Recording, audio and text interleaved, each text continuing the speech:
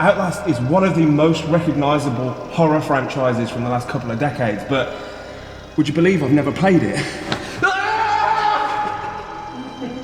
The game's reputation of being so heavy on jump scares put me off it for a good few years, but over the last couple of weeks, I decided to dive in.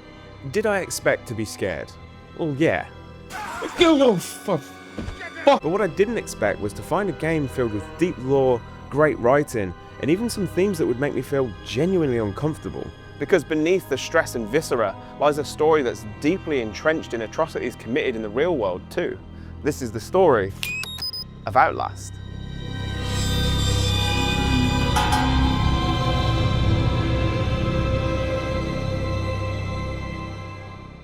The term I like to use for games like this is Heidi horror, a genre of horror that stretches back to the 80s, but most notably in recent years with things like Amnesia Dark Descent, Haunting Ground, and Clock Tower.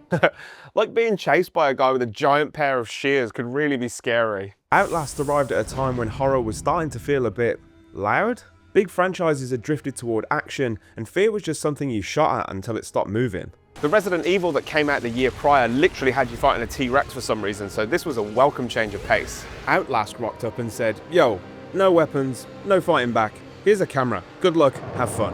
Red Barrel's made a game that not only stripped away combat as an option, but it stripped away control entirely, something that tragically mirrors the plot of the game and the real-world horror that inspired it. The game opens with you playing as journalist Miles Upshaw arriving at Mount Massive Asylum for the criminally insane after receiving an email from an anonymous whistleblower. Bro reckons there are some dodgy experiments going on with regard to dream therapy and some illegal activity from a corporation called Murkoff. The place is actually based on a real building formerly known as the Buffalo State Asylum for the Insane that's now a hotel, which is kind of terrifying. It's here we see the only tool we have to defend ourselves for the entirety of the game. A camcorder. No pistol, no superpowers, not even a pipe. Actually, come to think of it, there's quite a lot of pipe in this game, but I'll get to that in a bit. You hop out of the car and see what look like military trucks by the entrance and are greeted by a locked door. You can tell already that Miles is a freelance journalist because surely any employee on a salary would have been like, oh, it's locked. Well, I guess this one will remain a mystery. You clamber up some scaffolding to gain entry, and you very quickly discover that there are massive problems mounting at Mount Massive.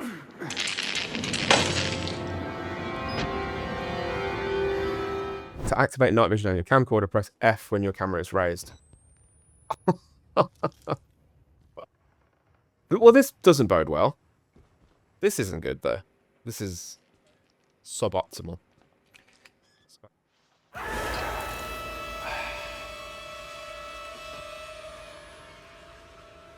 Good. Good. Okay. Oh, shit. Oh, good. I can't... His head's come off. His head fell off. His head fell off. Yeah, he was pretty old. There are bodies everywhere. Some with heads, some without. It really is luck of the draw.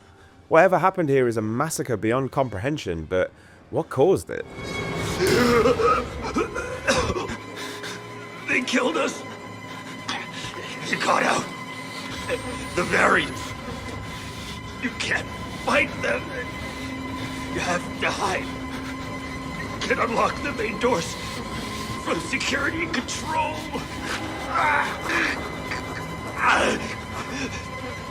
You have to get the fuck out of this terrible place.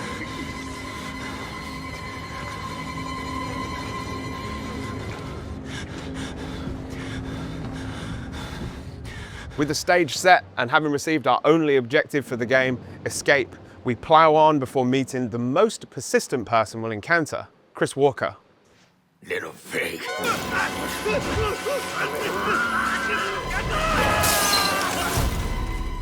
Waking up after our tumble, we're introduced to another character who calls himself Father Martin. He refers to you as an apostle sent by God and demands that you stay alive. Like, dude, come on, don't tell me what to do. Oh. There's no map there. You're then left to your own devices as you begin trying to find your way out of the facility while wondering, what the hell even happened here? These early stages helped establish the fact that this is probably the most stressful game I've ever played. Every time I crept round a corner or opened a door, I was fully anticipating that I was about to shit my pants. Nothing makes sense, and I didn't even know who I was meant to be afraid of. Yeah, some of the patients, known as variants, want to bash your head in, but some of them are just chilling. These lads in particular are just hanging out watching telly. They don't look like pictures of physical health, admittedly, but they also don't look like escapees. They look like they've been left behind. You find notes strewn about the place that talk about the patients in an obviously professional but weirdly detached way. It's clear that they were written long before whatever caused the collapse. You learn that the military dudes are Murkoff Hardline Security, or MHS. They've been deployed to the asylum to take control of it after there was a catastrophic security failure with imminent danger of environment contamination. That doesn't sound good. You're stalked by Chris Walker again, but what's interesting to note is that he doesn't sprint around or taunt you. He treats Miles like a problem that just needs solving, which is actually even creepier than if he was just mental. Father Martin stops you from leaving by shutting off the power to the facility, which means you need to head to the basement to restore it. As you can imagine, it's not quite straightforward either. Okay, pump. Wait. Oh Lord. Oh God. Oh my God, there's a... Oh shit. I thought I could hide under that. I'm f***ed, aren't I? I should note as well that this was the first time I severely underestimated the enemy AI too. Can he come down here?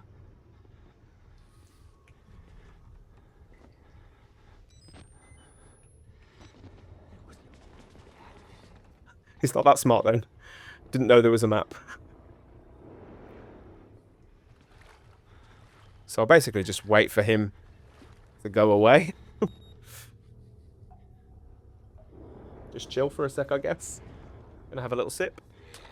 Oh, Christ! Oh my God, he can't come down! Holy shit! Restoring the power means that we're once again on the cusp of our escape, but obviously it's never going to be that simple. We get Dexter Morgan by Father Martin, who tells us we have so much more to witness, and this time he shows us something terrifying, the Wall Rider. I had no idea if this was some kind of ghost or hallucination, but it gave me some pretty strong fear vibes. Whatever it was, I had no desire to find out. Waking up deeper in the asylum in a cell covered in crosses, we find a note relating to our good buddy Chris Walker. There's a lot here that makes zero sense at this point. Who is Rudolph Wernicke? What's the morphogenic engine? What on earth is Project Wall Rider? And why are they experimenting on Chris? This is the first time the game suggests that what we're dealing with here wasn't an accident, it was a process. What we do learn is that Walker's horrific physical appearance is a result of self-inflicted injuries after he tried to tear his own face off his face. He also served in Afghanistan, and his behaviour in the asylum is seen as an exaggeration of military security protocol. Just like I mentioned earlier on, he's not pursuing you, he's just clearing rooms in line with his duty. A variant opens your cell door and you'll now find yourself in the hell that is the prison. Now I need you to meet something that will be incredibly important to me. The Mosaic tool in Adobe Premiere Pro, especially useful for censoring things. That's because the next two dudes we meet, the twins, have always got their choppers out. And they aren't the only choppers we'll see in this game in the DLC. Don't forget to thank the Lord for this bountiful penis! Bountiful penis! These two are another thing from the game that are rooted in reality. Specifically, they're based on a portrait of twins by Roger Borland taken in South Africa in '93. In any case, they mention that they want to kill you, but the father has asked them not to, which is good of him to be fair.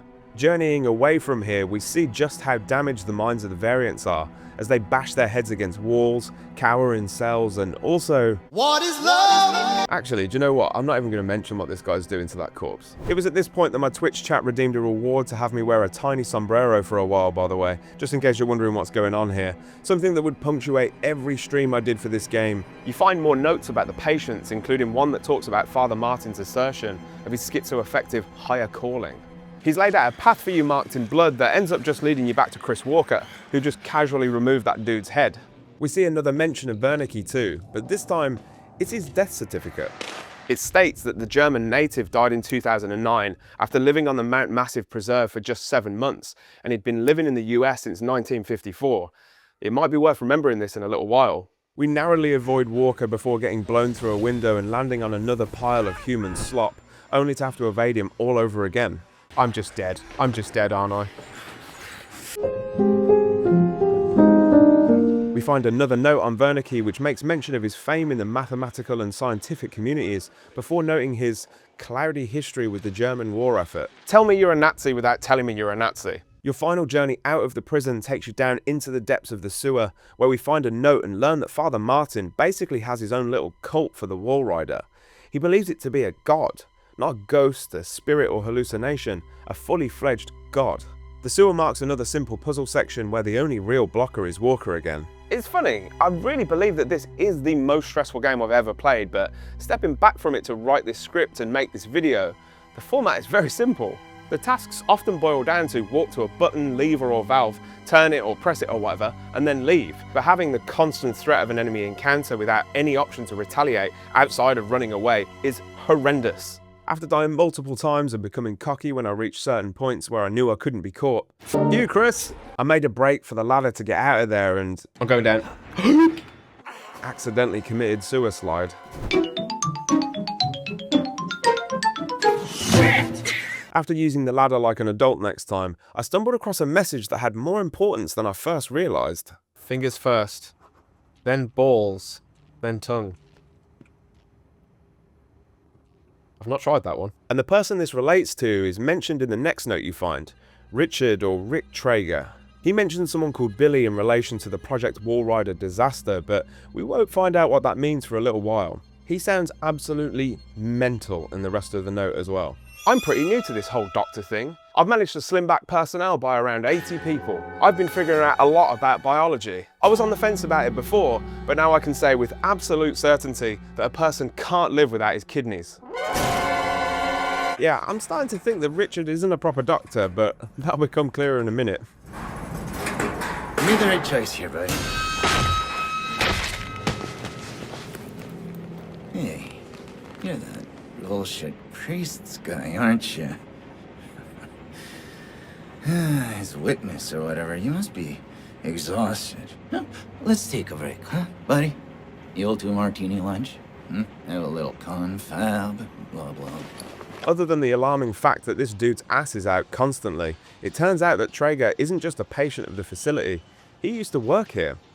Formerly the head of biz dev at the asylum and research dev for Murkoff, Traeger was committed involuntarily after an internal investigation uncovered patterns of coercion and abuse.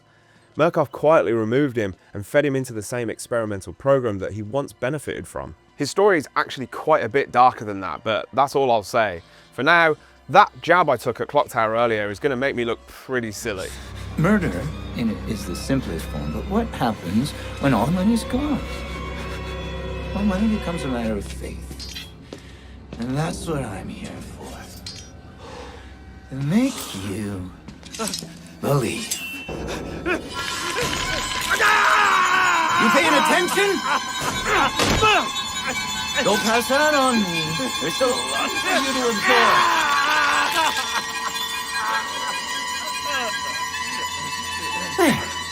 Better, right? You understand why we cheat here? We made the consumer into the means of production. This thing is gonna sell itself. Holy fuck! This next section requires you to find a key to the elevator, all while evading Traeger in huge rooms filled with his patients, none of which are going to win any beauty contests in the near future. After finding the key and getting lost several times, I finally made my break for the elevator. Go, go, go, hurry the fuck up. You, Traeger! You little bitch! Bitch! Oh, shit!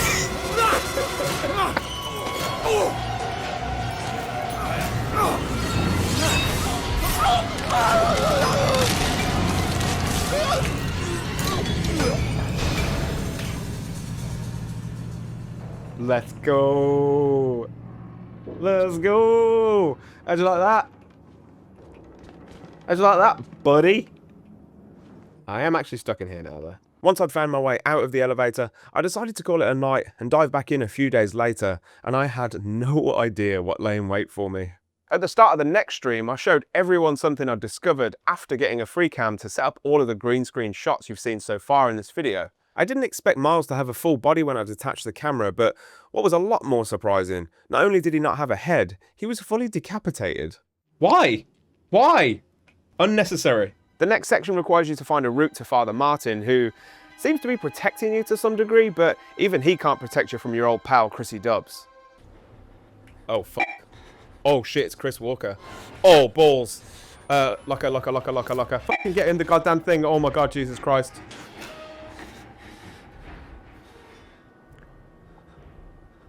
Holy shit. I'm so fucking dead. Once you successfully evade Walker again, you head outside into the pitch black and catch a glimpse of something otherworldly. Though what that is at this point would be a bloody mystery to me. This next section just involves me stumbling around in the dark in the asylum grounds, practically blind for 45 minutes. But once you find your way back inside, you see Martin again. He urges you to follow him to the upper floors, so you get to step in. Another note references the Wall Rider being known as Alp, Mara or Shrat, and it's referred to as a demonic creature of Germanic origin that crushes the breath from sleeping people. At this point, I was more clueless than ever as to what it was, but I was so desperate to find out more. This bit was littered with more and more religious notes and graffiti, all relating back to Father Martin's cult, and it all felt like it was coming to a head at this point. This all lands alongside an excerpt from a diary of a patient from between 1952 and 1964 relating to hypnotherapy. But the tone of this one is different. The patient truly believes that the doctors are trying to help her. This made me question if the asylum had always been abusive, and that this patient had merely been conditioned into thinking this way. Just as you're starting to get to the point where you feel you can handle anything the game throws at you, it removes the one tool you have to keep you safe.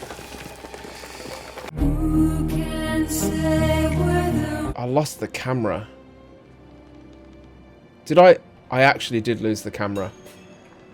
Now navigating the asylum without a camcorder, the game forces you to look deeper into the darkest corners to find your way along, with some rooms only being partially lit by strikes of lightning.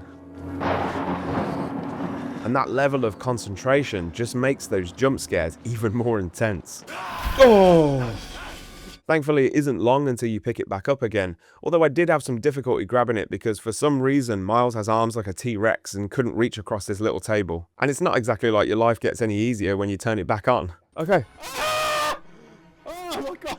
From here on out, the lens on your camera is cracked, and not in a fun gamer way, so you end up feeling like you're navigating with one eye. You have another encounter with Chris Walker on your way to the asylum's chapel to meet Father Martin, but before you get there, you arrive at a theatre. Exit interview recorded December 27th, 1985 in Los Alamos, New Mexico. There's some kind of Rorschach test playing on the screen, and an audio recording of Wernicke can be heard where he talks about the morphogenic engine we've seen mentioned elsewhere. He says that only a test subject that had witnessed enough horror was capable of activating the engine. He says that sufficiently disturbed people have all kinds of reactions, spontaneous bleeding, tumours, psychosomatic reactions, which perfectly explains the horrific appearance of the variants. It's all now making perfect sense why Murkoff would be running the experiments right here in the asylum, somewhere where they'll have access to a host of people that have been affected by mental illness and trauma. While this felt like a revelation in the moment, it was minor in comparison to what was to come later on. For now, the Dong brothers and other members of Father Martin's cult lead you into the chapel to bear witness to something utterly horrifying. My Job, you alone shall escape the Talva. This is your penultimate act of witness. The promise of the prophets was always freedom from death. And here it is. You will watch and record my death, my resurrection. And together we will be free. You are no longer in any danger. I fixed the elevator. It will take you to freedom. We will all of us be free. Now, my son.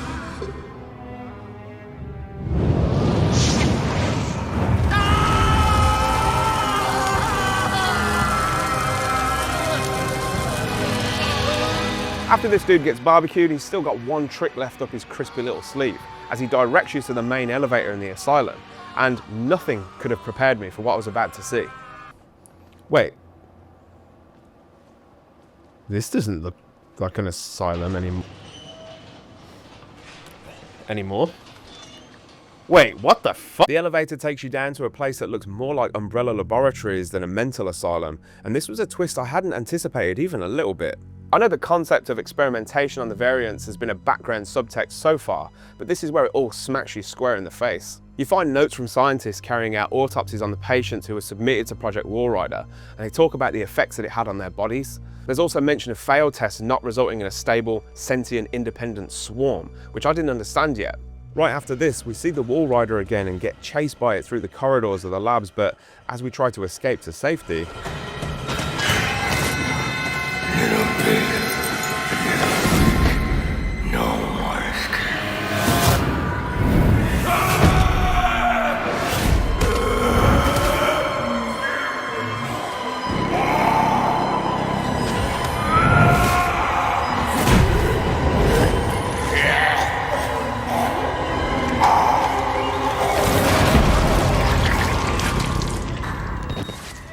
with Chris Walker turned into soup, you press on to find someone who's been referenced over and over again, but they shouldn't even be alive. Wernicke. Now, on stream, I think I had the volume down a little bit too low, so I didn't have a clue what Bro was saying, so let me go back and show you. I know. I am supposed to be dead. No such luck. I am older than sin, but somehow the only one left. Because of Billy. He takes care of me. He may think I'm his father. He certainly loves me, the poor idiot. Do you know what this symbol represents? It warns of a nanohazard. Microscopic machines. Technology we have had for decades but never mastered. Murkoff discovered in my research a workaround. Turning the cells in the human body into nanofactories. It's the natural function of cells to produce molecules, but through psychosomatic direction, we engineered the precise molecules necessary. Mind over body. It was foolish and wrong to think we could control it. To use madmen to make something so strong. You have to stop him, to murder Billy. Turn off his life support, his anesthesia. You have to undo what I've done. No one can get out of this place while he lives. You must kill him.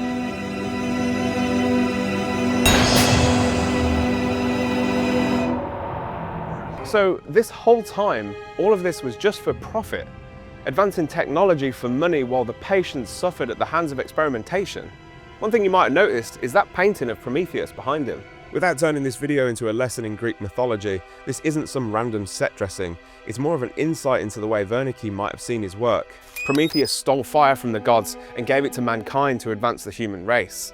Wernicke justifies his actions and the consequences it has on the patients as a means to an end so that he can do the same. The trauma the variants are being exposed to isn't incidental. None of what they're exposed to is down to negligence, cost, or anything human. All of it's intentional. Murkoff are deliberately breaking humans in order to build vessels for the Walrider. And this is when I realised that it's not just the patients of the asylum being conditioned, it's Miles as well. We've seen this constant motif of being a witness throughout the game, and while that's been buried beneath fanatical religious subtext, it's exactly what's required by Project Walrider. By breaking Miles down and exposing him to a litany of terror, he's entered a prime position to be a candidate for experimentation. This all culminates in bearing witness to Father Martin's crucifixion and burning. I was so desperate to play through the game to make a video on it that this revelation didn't even hit me until right now while writing the script. That pressure and those jump scares that gave this game its reputation weren't just for viral moments on Twitch. They were a deliberate vehicle for the plot, which is just a fucking rad twist to this whole thing. If any of this experimentation is sounding vaguely familiar, it's because this has all happened before, in real life as well. This is where Outlast stops feeling like spooky asylum and starts feeling like something pulled from history. During the Cold War, there were real programs, namely the illegal human experimentation program conducted by the CIA called MK Ultra, where people were chemically manipulated, isolated, pushed past breaking points, and studied like lab rats, all under the banner of research. Without getting too spicy here, this is something that isn't mentioned too often these days for obvious reasons, but the fact that subjects were exposed to electroshocks, hypnosis, sensory deprivation and torture, all in the quest to alter human behavior, is deeply disturbing. And this wasn't happening all that long ago either. Outlast obviously turns that whole thing up to 11 with nanomachines and this weird ghostly swarm thing, but the mindset behind it is the same ugly one. The person in the chair stops being a person. Away from real-world depravity and back to fictional, our penultimate objective is to head to the morphogenic engine and disconnect Billy Hope, ultimately killing the Wall Rider and preventing Billy from lashing out against those who wronged him further. If you're wondering where Billy is, he's actually right here, being held in this perpetual lucid dream state, like something straight out of the Matrix. Disconnecting his life support causes him to bleed out quick time in his fear, but that doesn't mean the end for the Wall Rider just yet.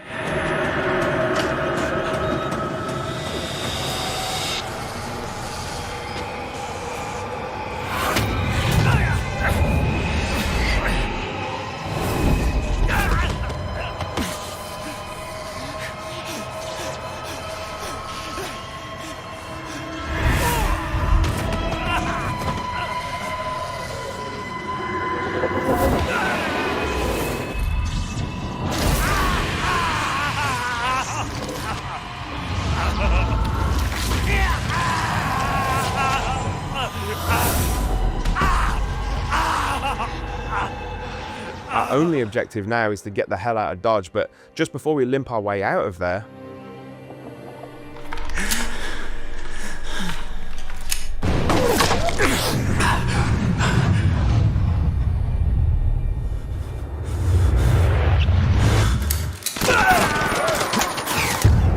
Gott im Himmel. You have become the host. Jesus God, what is that thing?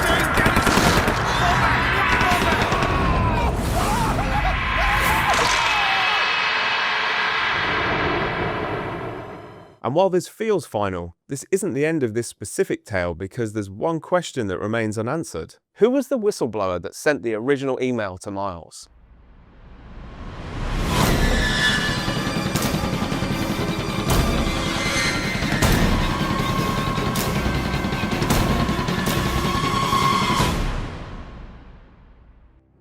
If the main game is a slow descent into the rotting heart of greed, the Whistleblower DLC is a kick in the Johnson before falling down the stairs. The format of the DLC is identical to the main game, only in reverse, and it fills in gaps here, here, and here. This time we get to see the exact moment the massive problems that mounted at Mount Massive began to mount massively in our original run.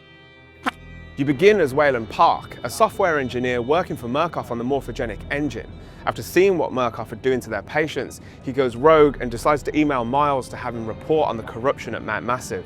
But just after he sends it, he gets caught by his employer and finance bro, Jeremy Blair. Much like Traeger, after he's running with HR, the employee turns patient and Jeremy has Wayland committed and subjected to the Wall Rider experiment. Billy, the host for the Wall Rider, breaks out and chaos ensues in the labs, and it will soon leak out into the asylum. And I'm calling it now. Some of the things that we see in the DLC are maybe some of the most depraved things I've ever seen in a game. Rather than outright showing what's happening, there will be times where I'm just going to have to give you a loosey-goosey description of what's going on, and I'll try and keep it as family-friendly as possible. Wish me luck. You snag a camcorder early doors in a similar manner to Miles, but it's reframed in a clever way this time. Miles was documenting the aftermath of something awful. Wayland is documenting the collapse as it happens and trying to survive long enough to make sure the footage gets out. The first major threat you encounter is Frank Monera, and here comes my first attempt at family-friendly exposition. Here we meet Frank, a man with a passion for home improvement, as we can see him here holding a buzzsaw. He also enjoys cooking and making meals with friends. The whole hat thing in my stream got even more confusing here because my chat kept redeeming them, so I ended up wearing 4. Just don't worry about it. Frank ended up killing me a bunch of times solely because I was weighed down by the hats. Cope. And he'll continue to pursue you for the first hour or so. You have to survive the usual Heidi horror sequences and also a moment where he chucks you into a furnace, but it's nothing vastly different to what we've seen already. Amazingly, this dude isn't even close to the most terrifying character we'll meet on this playthrough, but I'll get to him in a sec. You end up exploring a little in the grounds of the asylum, meeting some right weirdos, and also interrupting the most twisted game of basketball I've ever seen, but it's not long before you're forced back inside. This is where things really take a turn for the worst. Like, really bad. No, really, I feel like you're not paying enough attention. It's gonna get real bad. You hear a variant by the name of Dennis. The dude has dissociative identity disorder, so he's actually having a convo between his 4 personalities, but that's not the interesting part. He talks about presenting a goat as a sacrifice to another patient. And his name is John C. Sorry, couldn't help myself. The sacrificial goat in question is Waylon, and they want to give you to someone they refer to as the groom, so they can avoid his desires. And in this case, his desires look like this, which is horrible. I can't show it, as you can tell by all the blurring, but go and look it up if you really feel compelled to. But yeah, it's just foul. It simulates childbirth and it's gross, and I don't want to look at it anymore, so I'm just gonna get the fuck out of here. Yeah, seeing this kind of put me on edge, to say the least, and it's not long before you meet the man behind it, Eddie Guskin. Darling. When I was a boy, my mother often said to me, "Get married, son, and see how happy you will be." I have looked all over, but no girlie can I find who seems to be just like the little girl I have in mind. Eddie has a very dark story, beginning with abuse from his dad and uncle, culminating in their incarceration. It's implied that this led to his insanity and an eventual string of murders. In Mount Massive, his whole shtick is to find a bride, but as there are no women in the asylum, his passion is to make one. He becomes the main antagonist for the DLC, and he's just brilliant. Like, honestly, absolutely gross, but he's such a good character. After falling down an elevator shaft when trying to escape from him, Waylon ends up with a chunk of debris wedged in his leg that, once he removes, leaves you with a limp for the rest of the game, so no more juking for me. My ankles are broken, for sure! Pressured by his pursuit down a narrow corridor, you end up being forced into a locker to hide from him, but that's what he wanted all along. He drags what I'll now call the cuck locker to an area that has full view of his work. He gasses the locker, and after 12 hours you awake and get to witness part of his process. As if seeing these things happen to the variants wasn't bad enough, it's now Waylon's turn. Oh.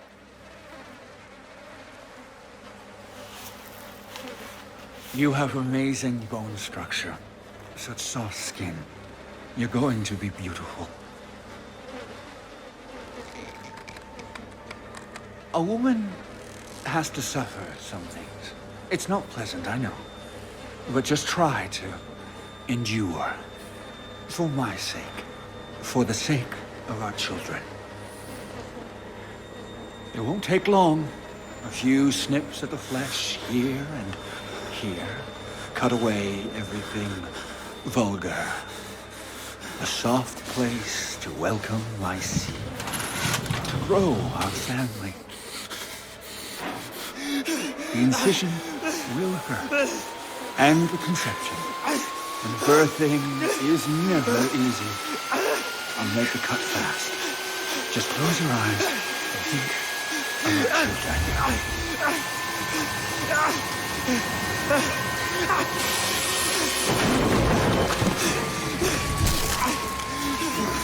Our PP is saved! Long live the PP! Get back here! With Waylon having his PP saved in the nick of time, we now have to escape from him by yeeting ourselves out of a window, further busting the leg that had debris in it earlier. His ankles are broken! He has broken his ankles! They're surely broken! But our blossoming relationship with Eddie wasn't over just yet, and there would be one final opportunity to become Mrs. Guskin right after I met a few of his exes. What you find is a gymnasium full of the bodies of Eddie's former patients, all of them suspended in the air, hanging high above the ground in some nightmare carousel type pulley system. As gross as it is, you gotta admit it's a pretty impressive feat of engineering. Evading him for a little while longer after more gross wedding moments, we eventually get snagged by him after he gives us the old Jack Johnson, Tom O'Leary combo. You all betrayed me. You can hang like the rest of them.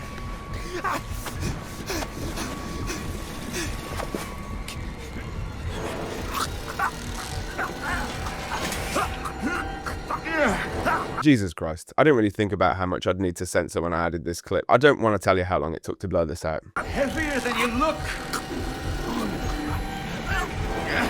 If this is you on the honeymoon, I hate to imagine our anniversary.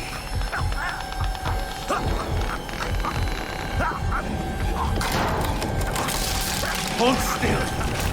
God damn it, what are you? Oh, damn it, darling! No, you need to behave!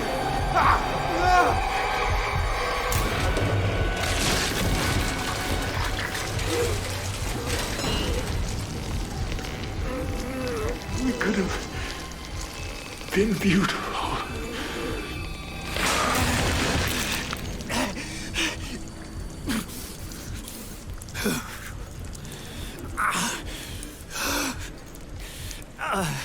With Eddie dead, we're pretty close to the end now, and it's here we can see the chapel burning in the distance. If you remember back to earlier on in the video, that should give you some idea of where we are in the timeline at the moment. This might sound kind of dumb, but going back to the start made me almost feel nostalgic for the experience that I'd had so far.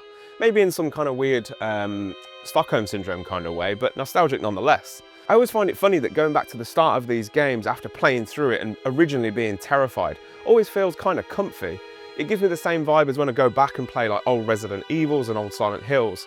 Those first sections, it's just like, I had no idea what was coming to me, but yeah, they always just feel really comfortable. Miles has witnessed Father Martin's burning on the cross, and he'll be deep in the lab beneath the asylum now. We can also see Murkoff hardline security standing over Traeger's body after they must have fished him out of the elevator. That's after Miles escaped him. And we arrive back in the main asylum areas from the very beginning, only this time the sun is beginning to rise in the distance. The strings in the score swell pretty beautifully in a way that reminded me of the soundtrack in Still Wakes the Deep, funnily enough.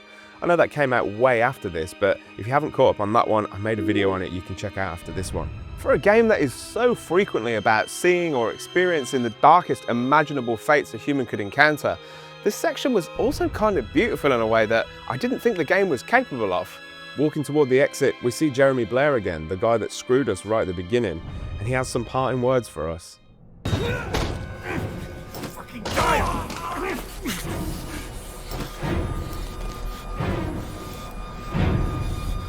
No one can know!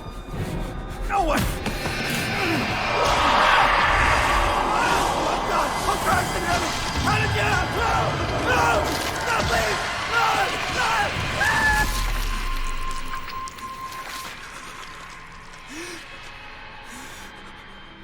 After Jeremy gets fatalityed, we end just as we started, at the entrance of Mount Massive Asylum.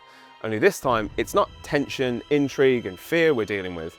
It's the overwhelming feeling of, let's get the absolute f*** out of here, holy shit, oh. Limping away to the security gate, we hop into Miles' car, fire it up and get ready to dip, but not before seeing the Wall Rider leaving too, this time hosted by Miles himself. He's probably wondering why we're nicking his car. The final scene ends as Wayland uploads the footage from Mount Massive to a viral leak site, hoping to blow the lid off the Murkoff experiments, and the credits roll on one of my favourite horror games from the last 10 years or so. And that's the end of it. When I finally sat down to play Outlast after avoiding it for 12 years, I thought I was signing up for jump scares, chase sequences, and probably a fair amount of gore, nothing more than that. But that really isn't what this is. Well, not entirely anyway. Outlast is about what happens when Murkoff decides people are disposable in the pursuit of technological advancement, and the building that's meant to treat them becomes the perfect place to hide it. Miles witnessing everything that happens is the perfect parallel to what the patients are put through, just reframed through another lens, this time a literal one. That means that the camera isn't just a mechanism to help you see in the dark, it's the whole point of the experience. You're not here to fight, you're here to watch. Why is that so much worse? Miles doesn't really survive, unless you consider becoming a spectral figure consisting entirely of nanomachine survival, and I don't. Wayland does, but only because he was pretty lucky that the structure of the entire place collapsed on his way out. And to be honest, that is what surprised me so much about Outlast at the end of the day. It wasn't the horror that I was expecting at all, and because of that I can completely understand why people still love it so much.